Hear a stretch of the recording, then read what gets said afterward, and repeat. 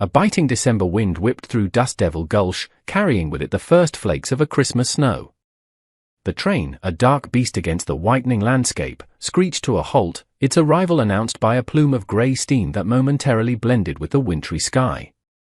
From a carriage near the back, two young women, no older than 25, stepped onto the snow-dusted platform. They were Mai and Lin, identical Chinese twins, their faces pale and drawn from the long journey. Between them, they clutched a single, weathered wooden chest, its handles worn smooth by years of use. It contained all their worldly possessions, and the fragile hope that a new life awaited them in this strange, cold land. They had been promised a home, and a husband. But the man who approached them, a young shopkeeper named Marcus Thorne, offered no welcome. His gaze, sharp and assessing, flickered between their identical faces, taking in their delicate frames, the porcelain hue of their skin, and their long, braided black hair. Their figures were obscured by simple, padded silk tunics, a feeble defense against the bitter cold. A cruel, bitter laugh escaped Marcus's lips, the sound as sharp and cold as the wind.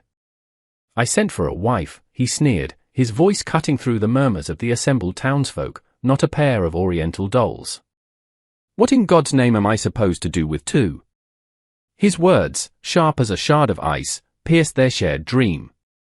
A ripple of amusement went through the crowd. Some chuckled, others laughed outright. A small child, bundled in furs, pointed a mittened hand and shouted, "Look, Papa, two of them." Mai and Lin stood frozen, their hands trembling on the handle of their chest.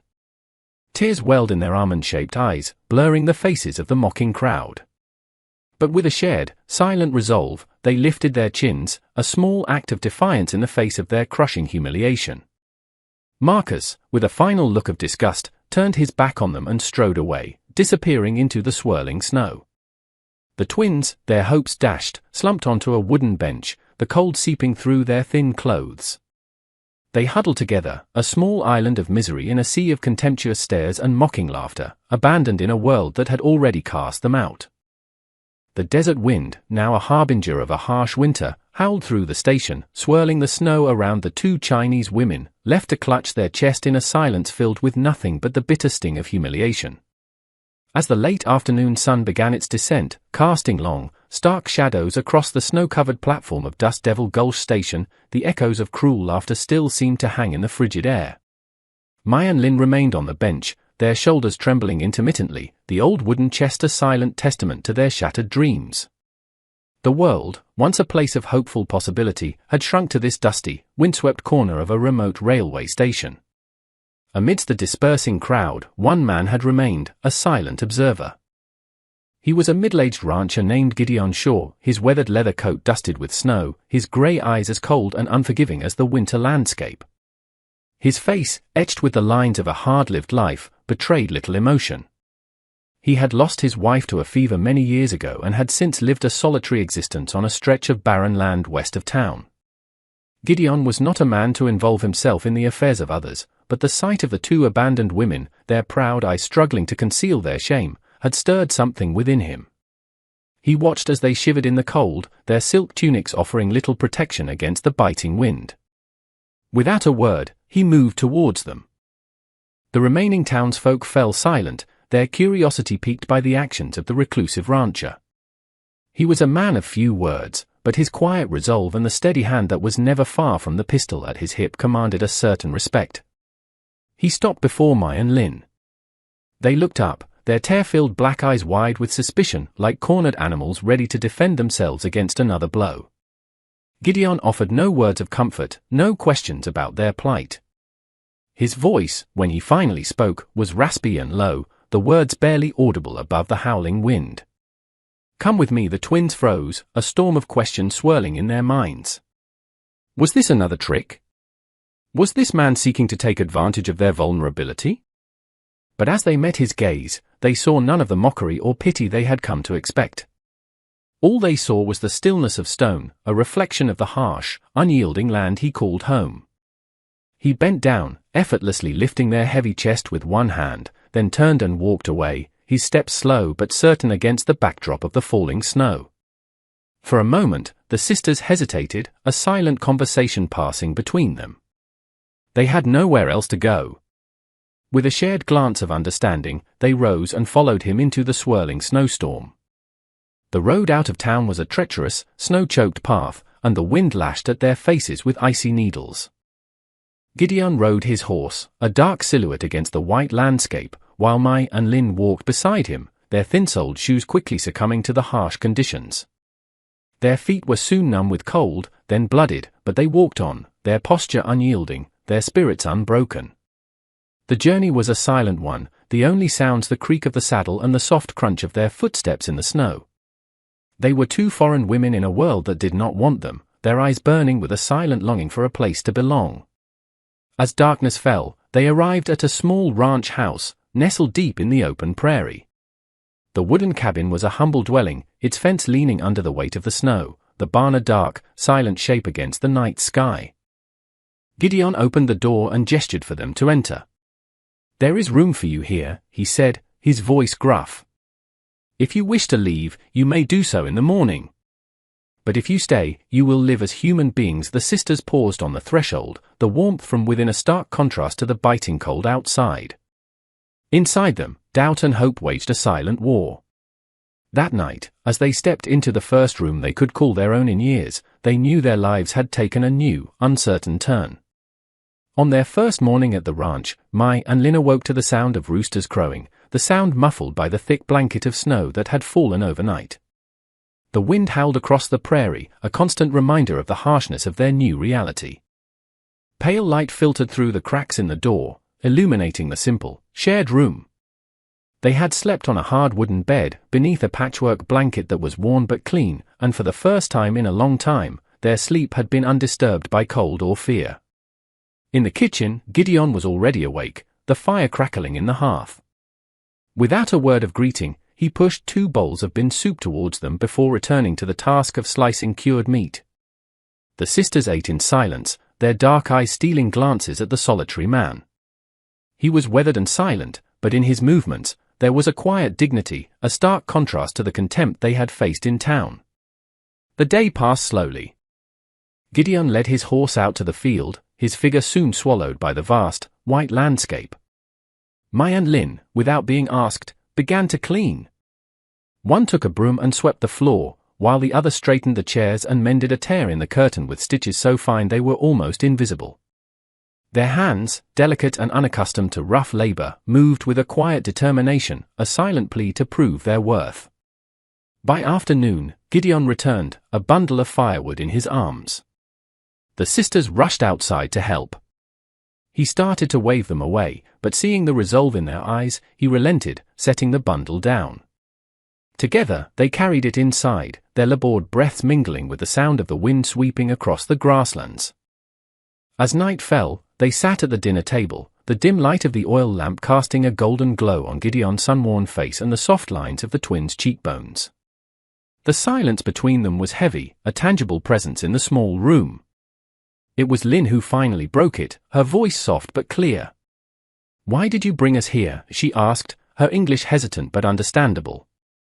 "Out of pity." Gideon looked up, his steel-grey eyes catching the light. His voice was calm, devoid of emotion. "No," he said, "I just did not want to watch them treat you that way." His answer stunned them. After a lifetime of being treated as a burden, of being seen as less than human, no one had ever spoken to them with such simple, unadorned humanity.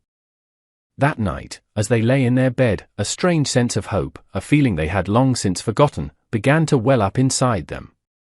They thought of their long-buried dreams, a home, a man strong enough to stand beside them, a life that might one day hold a measure of happiness. These things, once impossibly distant, now flickered like a faint light within the walls of the old wooden house. Outside, the wind howled its lonely song, but within the sisters' hearts, for the first time in a very long time, there was a fragile, precious sliver of peace. News traveled fast in a town as small as Dust Devil Gulch. The identical Chinese women, the ones who had arrived on the Christmas train, had been taken in by the reclusive rancher, Gideon Shaw. The whispers and rumors spread like wildfire, fueled by the long, cold winter nights. Some scoffed, their prejudice and suspicion easily ignited. Others whispered that the lonely old rancher had finally lost his mind. In the shadowy corner of the local saloon, Marcus Thorne, the man who had sent for one wife and received two, ground his teeth in frustration. The public humiliation he had suffered in front of the entire town was a festering wound, and the thought of Mai and Lin, his brides on paper, finding a safe haven in another man's home was more than he could bear. A week later, his pride and anger getting the better of him, Marcus sought out a man named Roscoe, a hired thug with hands like mallets and a face that looked as if it had been carved from granite. Roscoe was a man of ill repute, his presence in any town a sure sign of trouble. Marcus, too cowardly to face Gideon on his own, sought to hide behind the shadow of violence. That afternoon, Gideon and the sisters made the journey into town to purchase supplies. They needed flour, nails, and a few packets of seeds for the spring planting. The moment they appeared on Main Street, the air grew thick with tension. Conversations died mid-sentence, and fingers pointed from behind curtained windows. Mai and Lin walked beside Gideon, their presence a stark contrast to the dusty, weathered town. Their dark eyes remained steady, their expressions unreadable, but their hands clutched each other's a little too tightly. Suddenly, Roscoe stepped into their path, his large frame blocking their way. His voice was a low growl, like gravel being ground under a heavy boot. "These women belong to my boss," he said, his eyes narrowed to slits. "Hand them over and walk away." Gideon stopped, gently setting the sack of seeds on the ground. His grey eyes scanned Roscoe's face before settling on Marcus, who lurked just behind the hired gun, his face a mask of smug satisfaction. Gideon's voice was calm, but it rang with an authority that cut through the silence of the street. "They don't belong to anyone," he said, his words clear and unwavering, "and they have chosen to be with me." The crowd held its breath, the tension in the air so thick you could cut it with a knife. For a moment, everything was still, frozen in a tableau of impending violence. Then Roscoe sneered, his massive hand resting on the grip of the pistol at his side. Mai and Lin stood behind Gideon, their hearts pounding in unison. But in their eyes, a new emotion sparked to life. For the first time, a man was standing in front of them, not to shame them, but to shield them from the cruelty of the world.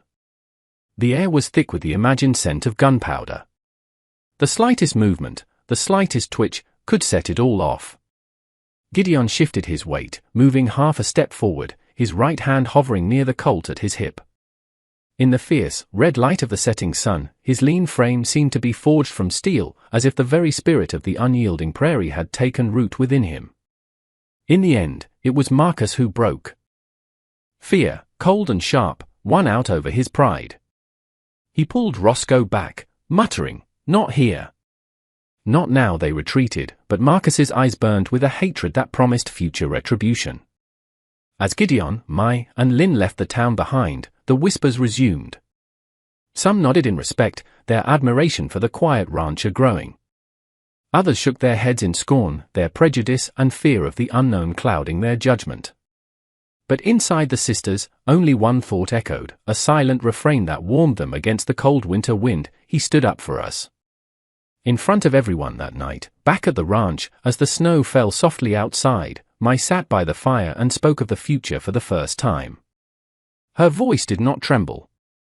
It was steady and deep, like the beat of a drum. "If you will have us," she said, her eyes meeting Gideon's, "we will stay. We are not going anywhere." After the tense confrontation in Dust Devil Gulch, Gideon's ranch became a haven of peace in a world that had offered them none. Mai and Lin, their initial fear and suspicion slowly replaced by a fragile trust, began to build a new life for themselves.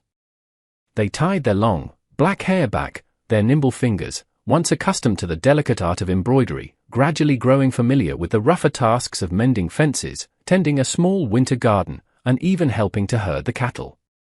Gideon, a man of few words, was a patient teacher.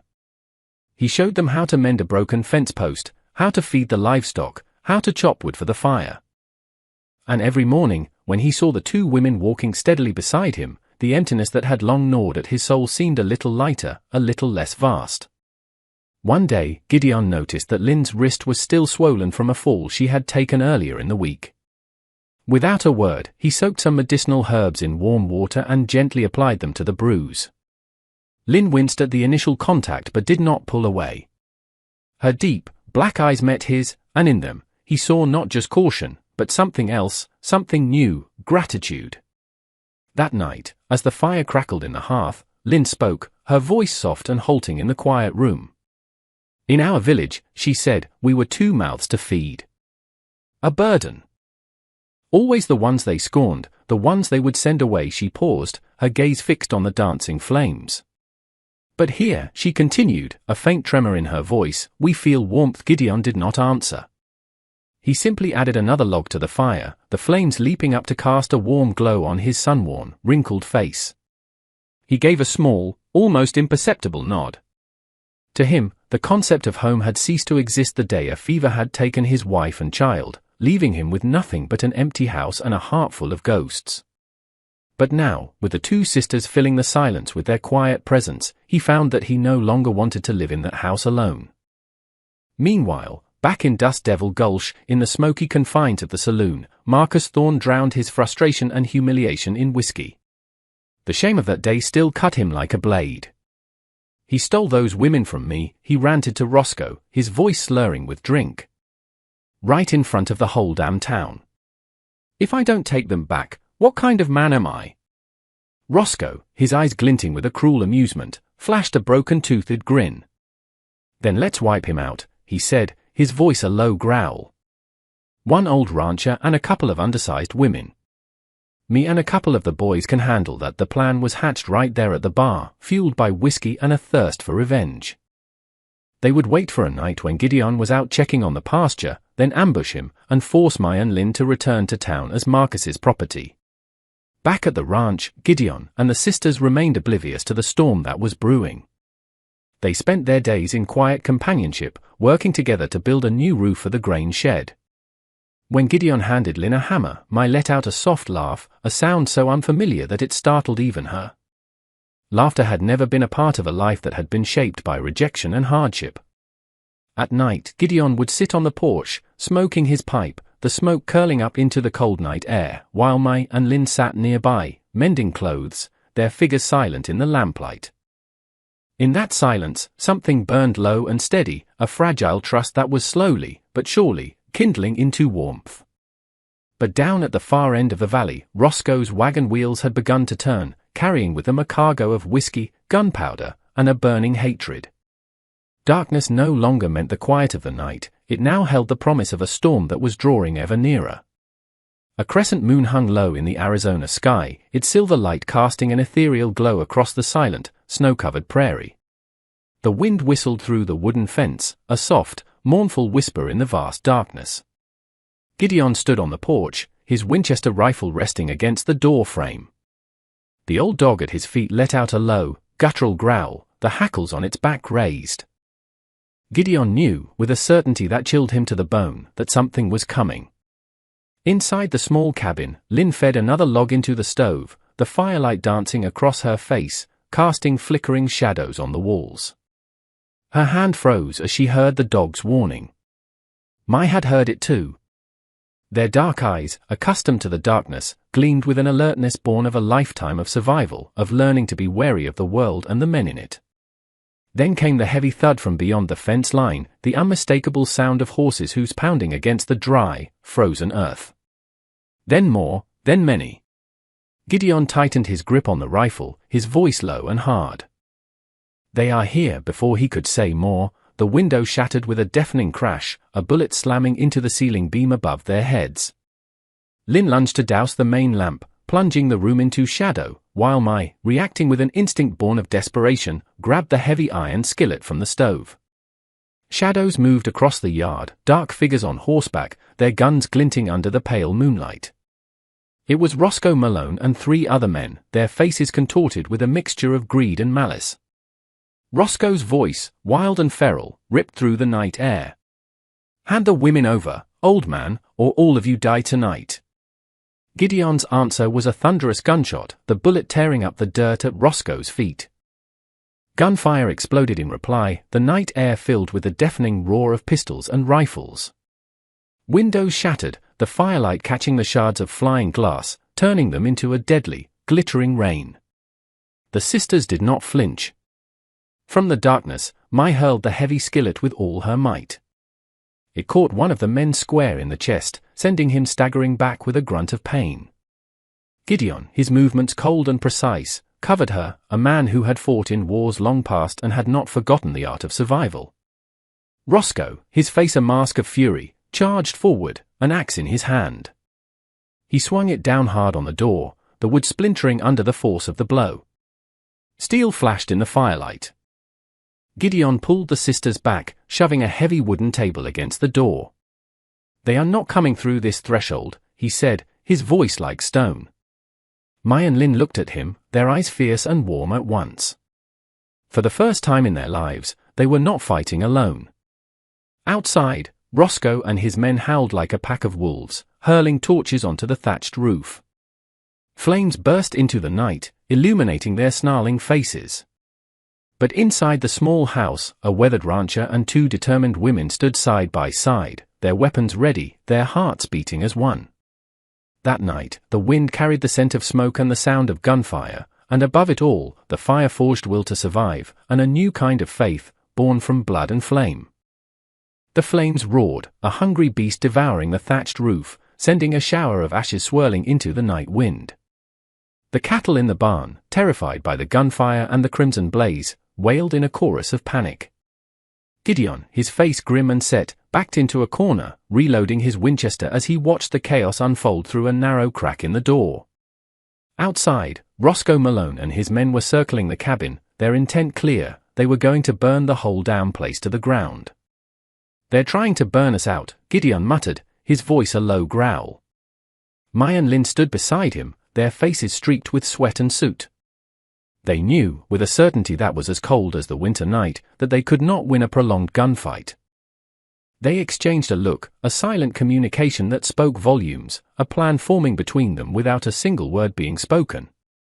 Lin grabbed the carbine, while Mai picked up a long, sharp kitchen knife. "I will draw them to the side," Lin whispered, her voice barely audible above the roar of the flames. Gideon shook his head, a protest forming on his lips, but before he could stop her, Lin had burst through the side door, a gust of wind in human form. The door swung wide open, and her slim figure, silhouetted against the firelight, stopped the men in their tracks. Roscoe, his face a mask of surprise and fury, growled and dropped his axe, drawing his pistol. But Lin was already moving, firing the carbine from her hip, the bullets kicking up dirt and forcing the men to take cover. It was the diversion Mai needed. She slipped out the back of the cabin, a silent shadow in the chaos, circling around behind the wagon where the other men were hiding. While Roscoe's attention was focused on Lin, Mai struck. She lunged from the darkness, the knife in her hand a silver flash in the firelight. One man screamed, dropping his rifle and clutching at his bleeding arm. The other man turned in shock, but Mai was a whirlwind of motion, her small size giving her an advantage he had not anticipated. She ducked under his clumsy swing and drove the heel of her boot into his knee. He collapsed with a cry of pain, his face contorted in agony. On the dry, frozen earth, Roscoe finally cornered Lin, his massive frame blocking her escape. He was strong, but she was fast and smart. She ducked and weaved, using the terrain to her advantage, even as he swung his pistol like a club. Blood trickled from a gash on her arm, but she did not back down.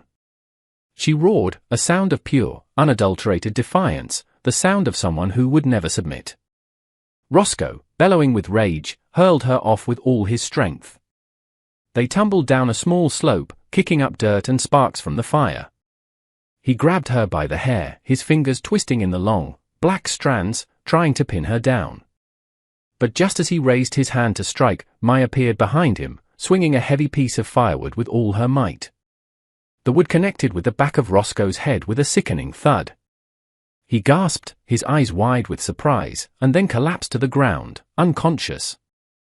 Lin rose to her feet, her powerful spirit shining from her exhausted body, her black eyes blazing with a fury that was both terrifying and beautiful. She kicked the pistol away from his limp hand. "You will never lay a hand on us again," she growled through clenched teeth. When Gideon arrived, smoke still rising from the barrel of his Winchester, he saw them, Mai and Lin, standing together over their attacker in the flickering firelight, their chests heaving, their gazes unwavering. He placed a steady hand on each of their shoulders, his voice firm and low. "That is enough," he said. "Tonight, we are still alive.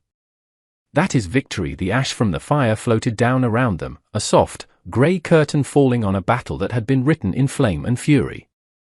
In the quiet stillness that followed the days of storm and fire, the Dust Devil Gulch Valley seemed to hold its breath.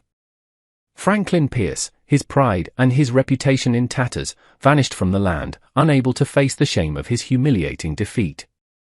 The thug Roscoe, bloodied and broken, also fled, leaving behind nothing but the charred remains of the ranch house roof, the lingering scent of gunpowder, and the memory of a night that had lit up the sky with the red glow of defiance. The ghosts that had once haunted Gideon, Mai, and Lynn, the ghosts of loneliness, fear, and rejection, had finally begun to fade away. The ranch, though scarred by fire and bullet holes, still stood, a testament to their resilience. And within its damaged walls, a new home was being built, not of wood and stone, but of shared strength and unwavering loyalty. The sisters worked tirelessly, clearing away the ashes, their combined strength allowing them to lift beams that Gideon, on his own, could not have managed. He chopped wood, and they raised the fence, their movements a seamless dance of cooperation. There was no need for many words between them, just shared glances and movements that fit together like clockwork. That evening, as the cattle returned slowly from the pasture, their breath misting in the cold evening air, Lynn sat on the porch, her face serene in the fading light. Her black eyes held a strange, peaceful light.